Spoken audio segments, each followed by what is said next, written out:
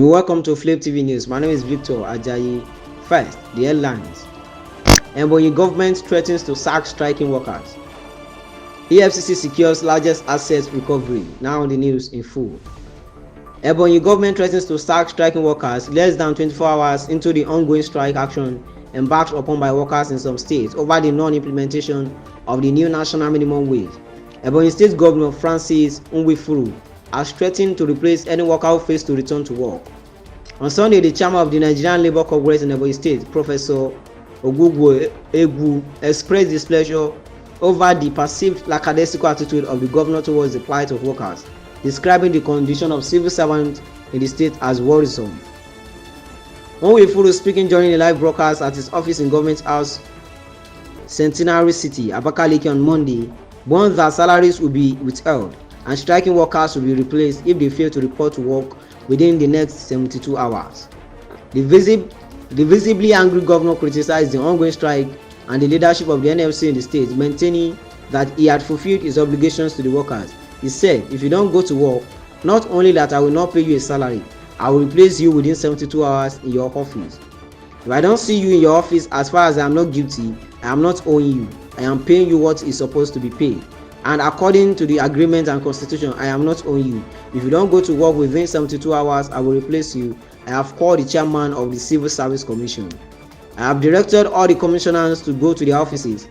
All the agencies and all the departments of government must be in the office and record the people that come to work.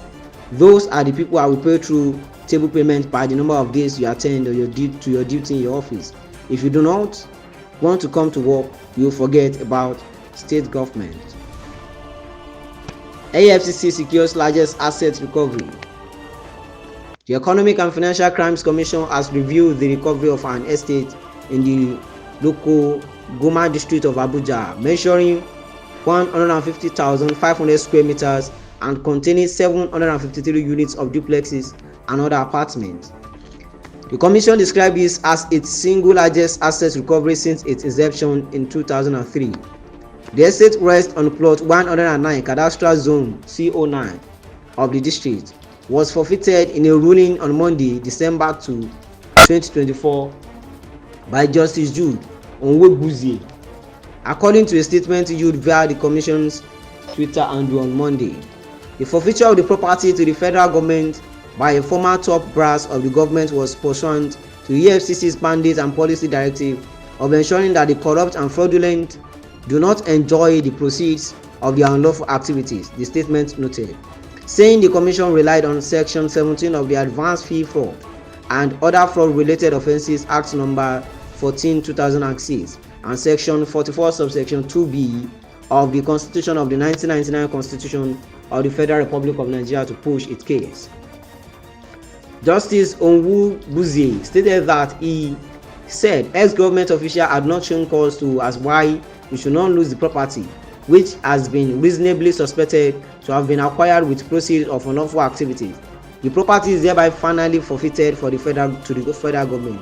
While the anti-graft agency noted that the respondent is under investigation as it alleged that the estate was built with proceeds from fraudulent activities, it said the forfeiture of the asset is an important modality of depriving the suspect of the proceeds of the crime. According to the statement, the EFCC chairman Ola Olukoyede has described asset recovery as key in the fight against corruption, economic and financial crimes, and a major disincentive against the corrupt and the fraudulent. If you understand the intricacies involved in financial crimes investigation and prosecution, you will discover that to recover 1 billion naira is war. So I told my people that the moment we start an investigation, we must also start asset tracing, because asset recovery is pivotal in the anti-corruption fight, and one of the potent instruments that you can deploy as an anti-corruption agency for an effective fight is asset tracing and recovery. If you allow the corrupt or those you are investigating to have access to the proceeds of their crime, they will fight you with it. So one of the ways to weaken them is to deprive them of their proceeds of their crime. So our modus operandi has changed simultaneously. The moment we begin an investigation, we begin asset tracing. That was what helped us to make our recoveries. Olukoyede was quoted and saying when he addressed members of the House of Representatives Committee on Anti-Corruption recently. The recovery of the assets represents a milestone in the annals of operations of the EFCC and infallible proof of the commitment of President Bola Ahmed Tinubu to the anti-corruption war, added the statement. Now behold on our news updates. Join us for more stories on our channels, Flip TV Plus. My name is Victor Ajayi